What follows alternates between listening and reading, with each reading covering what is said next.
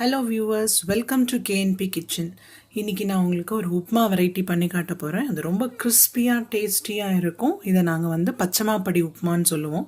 ஏன்னா பச்சையாக, அதாவது வறுக்காத அரிசி மாவில் பண்ணுறது. எப்படி பண்ணலான்னு பார்க்கலாம்.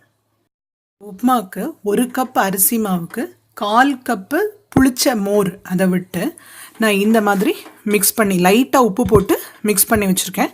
ரொம்ப உப்பு போடக்கூடாது, ஏன்னா இந்த டிஷ்ஷில் மெயினாக மோர் மிளகா சேர்க்க போகிறோம். அதுலேயும் உப்பு இருக்கும். அதனால் இதில் கொஞ்சமாக மட்டும் உப்பு சேர்த்துக்கணும்.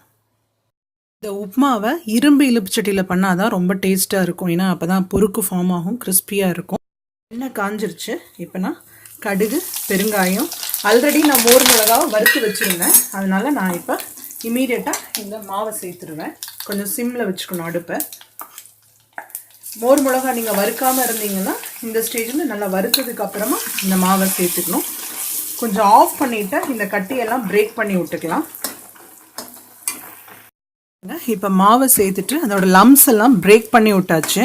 இந்த உப்புமாவுக்கு யூஸ்வலாக கொஞ்சம் எண்ணெய் தாராளமாக தேவைப்படும். நான் கிட்டத்தட்ட ஒரு 7 ஸ்பூன் எண்ணெய் விட்டுருந்தேன் இந்த குவான்டிட்டிக்கு. நிறைய எண்ணெய் விட்டால் தான் உங்களுக்கு அந்த பொறுக்கு ஃபார்ம் ஆகும். அப்போ தான் டேஸ்ட்டாக இருக்கும்.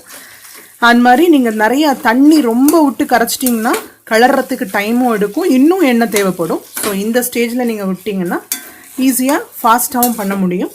இப்போது இதை மீடியம் ஃப்ளேமில் வச்சுட்டு ஒரு எவ்ரி 2-3 மினிட்ஸ்க்கு ஒரு வாட்டி கிளறி விடணும். பாருங்கள், இந்த ஸ்டேஜில் உப்மா கொஞ்சமாக கலர் சேஞ்ச் ஆகிருக்கு. ஒரு 3/4 குக்காக எடுத்தேன். ஓரத்துலலாம் கொஞ்சமாக அந்த பொறுக்கு ஃபார்ம் ஆகிடுச்சு. உங்களுக்கு எண்ணெய் இன்னும் கொஞ்சம் தேவைப்படுதுன்னு நினச்சிங்கன்னா கொஞ்சமாக இழுப்பு கரண்டியில் எண்ணெய் விட்டு கொஞ்சம் லைட்டாக சூடு பண்ணிவிட்டு தான் நீங்கள் ஆட் பண்ணணும். பச்சை எண்ணெயை இந்த ஸ்டேஜில் ஆட் பண்ணக்கூடாது.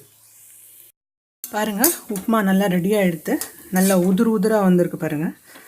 இந்த சைடில் பார்த்தீங்கன்னா பொறுக்கும் ஃபார்ம் ஆகிருக்கு. இதை நீங்கள் லோ டு மீடியமில் வச்சு பண்ணணும். ஹையில் வச்சிட்டிங்கன்னா ரொம்ப காந்து போயிடும் கீழெல்லாம். ஸோ இப்போ கூட நான் இன்னும் ஒரு 5 நிமிஷம் லோவில் வச்சுட்டு கிளறாமல் விட்டுருவேன். கீழே கொஞ்சம் பொறுக்கு ஃபார்ம் ஆகும். பாருங்கள், கிறிஸ்பியாக பச்சைமாப்படி உப்புமா ரெடி ஆகிடுச்சு. இதில் கொஞ்சம் பொறுக்கு இல்லைங்க, ஃபுல்லாகவே பொறுக்கு மாதிரி தான் இருக்குது. எல்லா இடமும் நல்ல கிறிஸ்பாக வந்திருக்கு. நான் சொன்ன குவான்டிட்டியில் எண்ணெய் நீங்கள் இன்னும் கூட 2 டேபிள் ஸ்பூன் குறைச்சிக்கலாம். கண்டிப்பாக ட்ரை பண்ணுங்கள். இது ஒன்ஸ் இன் அ வைல் சாப்பிட்லாங்க, எப்போவும் சாப்பிட்டாட்டியும் ரொம்ப நல்லாயிருக்கும். இதில் ரொம்ப முக்கியம் புளிச்ச மோர் மிளகாவும் தான். அதை மட்டும் மறக்காமல் சேர்த்துக்கோங்க. அப்போ தான் இந்த டிஷ் ரொம்ப சூப்பராக இருக்கும்.